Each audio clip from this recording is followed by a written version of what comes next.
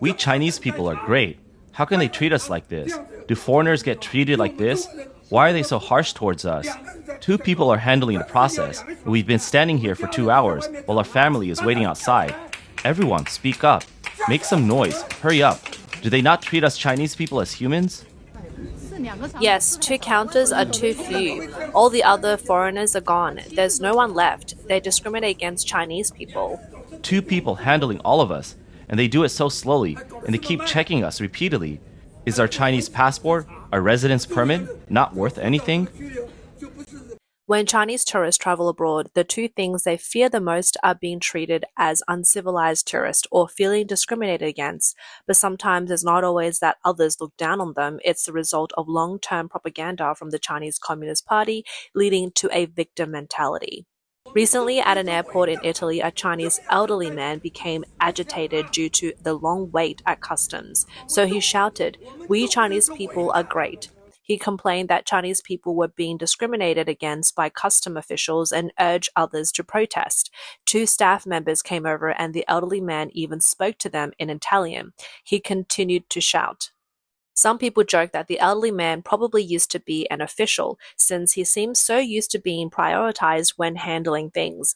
Others pointed out that he had lived his whole life thinking the world revolved around him, but now his worldview had collapsed. They added that in China you might feel superior, but once you're traveling internationally, you'll quickly realize that sense of superiority gets shattered. Someone also said that with so many people trying to sneak through, it's no surprise they're checking everyone more strictly. Who can you blame that for? One person asked, "What about the traditional Chinese character passport?" A Taiwanese person replied, "I just walked straight through once I got off the plane." Where is the visa? Taiwan. I don't need visa. You don't need visa? It's not China, it's Taiwan. Ah, you're Taiwan. Yeah. Okay, thank you. The video showed that a Taiwanese person was mistaken by the staff as Chinese and was asked to show his visa. When he said he was from Taiwan, he was easily allowed through. Some people commented that the slow custom checks in Italy isn't newsworthy. The main reason is simple. Chinese passports don't have visa exemptions, so travelers have to go through manually. There have been cases where Chinese travelers have overstayed or failed to return after entering, making the custom inspections process more stringent. In contrast, countries like Taiwan, South Korea, and Japan already have electronic e-gates for quick custom clearance, allowing travelers to pass in seconds. So this isn't discrimination, it's a difference in systems. Others mentioned that many Chinese people feel targeted when they see others passing through faster while they are slower. This is actually a victim response. Saying Chinese people are great and shouting it out loud to prove it is somewhat ironic. A Chinese patriotic blogger later shared that after the elderly man's outburst, Italy's customs finally increased the number of service windows for Chinese travelers from 2 to 4. The blogger proudly declared, "We don't cause trouble, but we're not afraid of it either." However, others responded, "European customs usually open windows one by one as their shifts begin. They won't just open additional windows because an elderly man shouts a few words. Have you been watching too many propaganda movies?" Many Chinese people left comments including, "In China, you have to go through security checks everywhere, so why are you not used to it abroad?" I suggest the old man lie down and give foreigners a little shock. Why turn a simple matter into a national issue? Do you think holding up your passport will make them kneel? People who can travel abroad aren't just anyone. In China, you have connections. Abroad, no one cares about connections. Entering Russia is even slower. Earlier, a Chinese blogger after traveling abroad reflected on several differences in expectations. We Chinese people are great. How can they treat us like this? After going abroad, I realized a few things. First, Chinese people don't have such a high status. Foreign customs officers are only harsh on Chinese people. People from other countries, including Africans, pass through smoothly. As soon as it's a Chinese person, they're questioned, their bags are open, they're asked for tips, and sometimes even robbed. Second, Chinese language is not as popular as we think. Few foreigners are passionate about Chinese culture, and most of those learning Chinese are descendants of Chinese people. Foreigners who learn Chinese do it to make money, not for cultural reasons. Third, Huawei phones aren't that popular. Foreigners prefer Apple. Fourth, Chinese cars are hardly seen on the streets. Most cars are Japanese.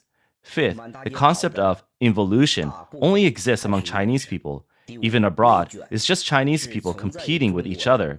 Foreigners don't even have a term for it, and they're not interested in participating. The competitiveness or involution among Chinese people can sometimes be quite extreme.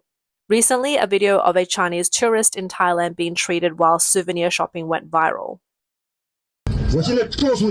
I'm telling you right now, this guy told me to let it go, so I held back. But once we get to the duty-free shop, you won't be able to get on the bus. I'm telling you tonight, I'll make sure you can't get back to China. Delete the video now. This recent incident in Thailand has stirred up controversy after a Chinese tour guide threatened fellow Chinese tourists in a public outburst. The incident spread across social media. In the video, a male tour guide wearing a purple shirt was seen shouting at the group through a microphone, with another middle-aged man attempting to calm him down.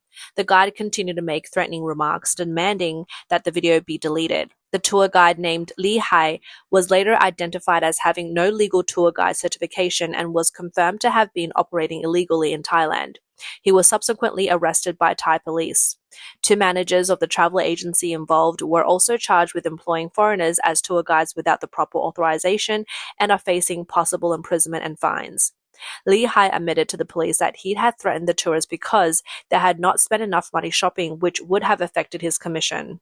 The incident took an unexpected turn when Chinese people began to investigate Li Hai's background. Some discovered that Li Hai had been missing for several years, with a 2018 missing person notice circulating online, suggesting he had disappeared from his hometown in Shanxi. Shockingly, the photo in the notice bore a striking resemblance to the arrested tour guide. After news of the incident reached China, Li's father expressed mixed emotions, relieved that his son was alive but angered by his illegal activities and threats made abroad.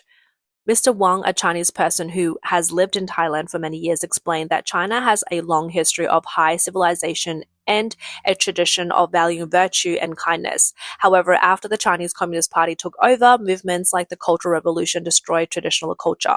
Many people in China are brainwashed by the party's culture and display arrogant behavior abroad that damages the image of Chinese people.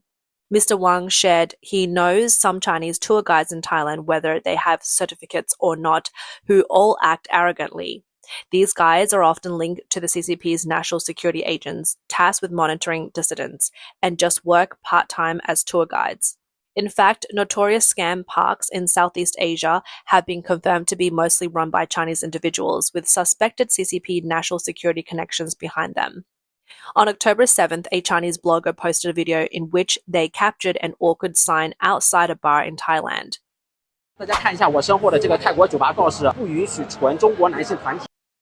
Look at the sign behind me at a Thai bar saying, "No Chinese male groups allowed."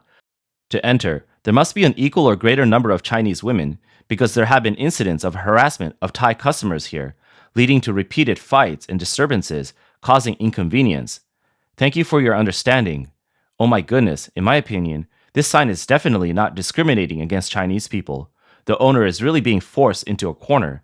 Now, many Chinese men in our country have opened their eyes to the world and come to Thailand to meet Thai women, but everyone must pay attention. Flirting is not the same as harassment. In China, when you flirt with a girl, she ignores you. Your looks are not up to par, and you don't pay attention to your appearance or manners. When you come to Thailand, don't flirt. That's harassment.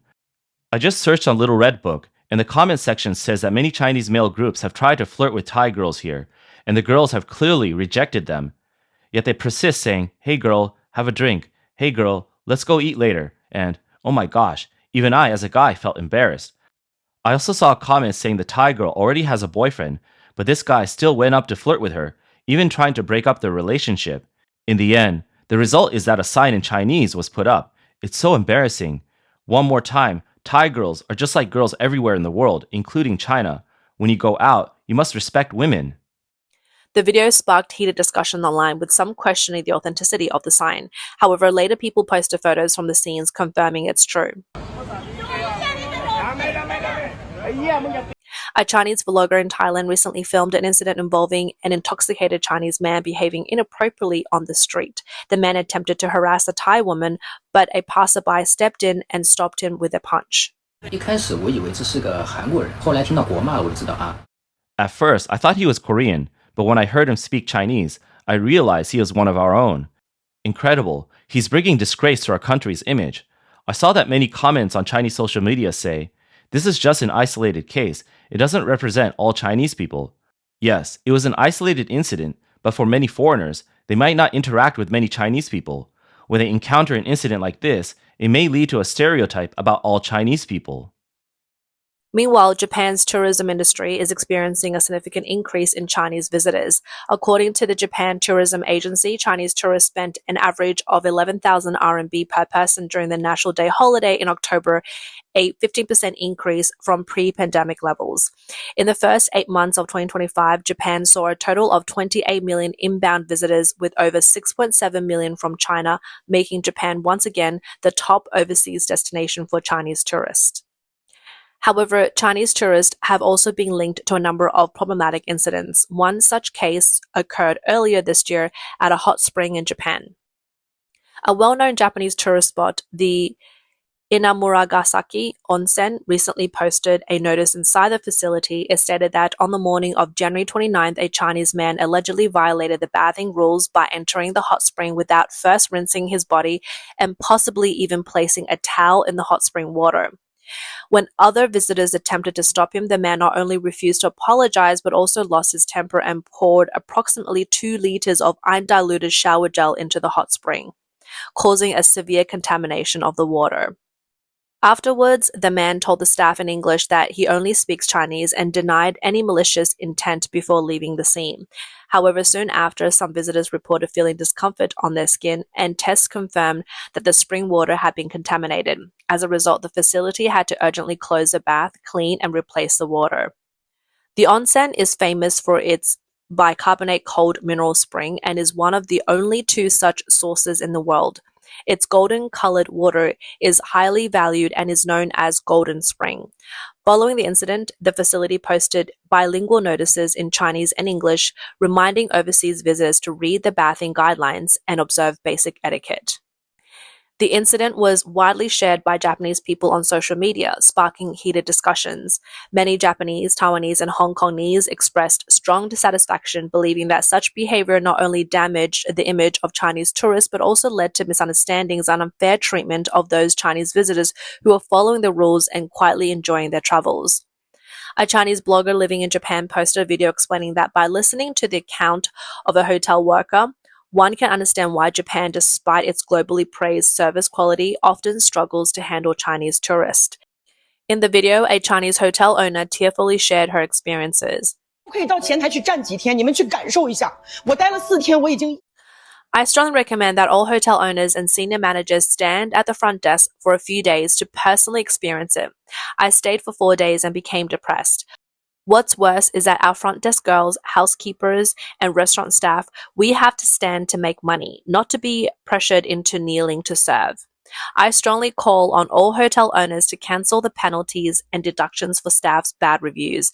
There are too many guests who completely disregard the rules. What upsets me is the way they speak. That condescending attitude as if we are truly inferior. Why can't we even get the basic respect?